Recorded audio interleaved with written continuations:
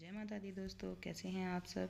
आशा करते हैं आप अच्छे होंगे। हम भी अच्छे हैं। आज है नवरात्रि का पहला दिन, शैलपुत्री माता का दिन। हमने व्रत रखा है, आपने भी रखा है। और आज हम बताएंगे कि नवरात्रि व्रत की शुरुआत कैसे हुई और कब से ये व्रत रखा जाता है। तो आज मेरी वीडियो में बने रहना। और जो मेरी वीडियो में हो रहा है, हम इस प्रकार से अपना व्रत करते हैं। और आइए बताते हैं कहानी व्रत की। पीठत नाम का एक ब्राह्मण था, जिसके सुमति नाम की एक कन्या थी। वो बहुत ही गुणवान और सुंदर, बहुत पूजा पाठ करने वाली लड़की थी। अपने पिता के साथ में पूजा किया करती थी। एक दिन वो अपने सखियों के साथ में खेलते हुए पूजा करना भूल गई। तो उसके पिता ने उसे गुस्से में आके श्राप, मानो श्राप जैसा दे दिया कि तेरा मैं ऐसे इंसान से विवाह करूँगा जो काया से रोगी होगा और कुष्ठ होगा। ऐसे तो उसने बोला कि ठीक है पिता, मैं आपके पिताजी, मैं आपके अधीन हूँ। आप मेरा जैसा विवाह करना चाहते हैं आप कर सकते हैं। और रही बात मेरे भाग्य की, तो मेरे भाग्य में जो लिखा होगा वो तो मुझे मिलेगा ही। विवाह तो आप चाहें जैसा कर दें। तो इन बातों को सुन के उसका पिता और ज़्यादा गुस्सा हो गया। तो उसने ऐसे कुष्ठ रोगी वाले इंसान से सुमति का विवाह कर दिया और विदा कर दिया कि जाओ अपने भाग्य के भरोसे, और जाके अपने भाग्य के भरोसे सब कुछ कर लेना।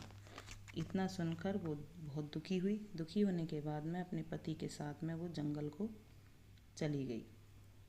जंगल में जाने के बाद में एक ऐसी भयानक रात में उसने जंगल में बिताई।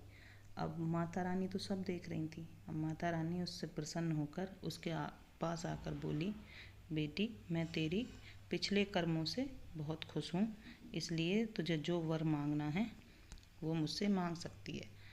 तो सुमति बोली कि माता, मैं तो आपको जानती नहीं, आप कौन हैं और आप मुझसे इतनी प्रसन्न क्यों हैं, किन कारणों से प्रसन्न हैं। तो माता बोली कि मैं तेरे पिछले कर्मों के कारणों से प्रसन्न हूँ।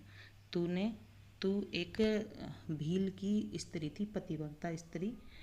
जब उसने मतलब भील ने, तेरे पति ने एक चोरी की थी जिसमें तुम दोनों को गिरफ्तार कर लिया था और जेल खाने में डाल दिया था। जेल में जाने के बाद में तुम्हें 9 दिन तक खाना नहीं दिया, सिर्फ पानी पर ही तुम जीवित रहे। उन दिनों व्रत चल रहे थे नवरात्रि के, तो तुम्हारे 9 दिन के व्रत पूरे हो गए। और इस प्रकार से तेरे उन कर्मों के फल से मैं तुझे ये वाला फल दे रही हूँ। तो तुझे जो कुछ मांगना है वो मांग सकती है।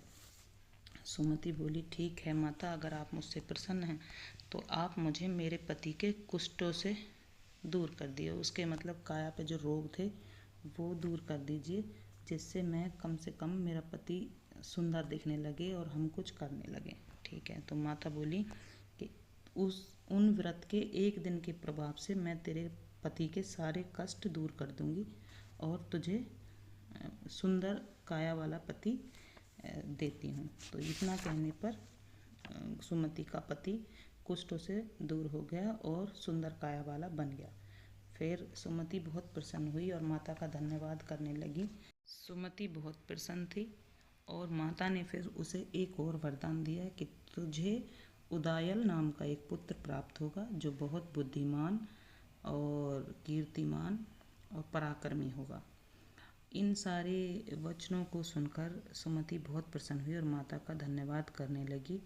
देवी के से कहने लगी, देवी, मुझे भी अपने व्रत करने की विधि बताइए जिससे मैं आपके व्रत कर सकूं। और माता ने सुमति को सारे विधान व्रत करने के सारे बता दिए।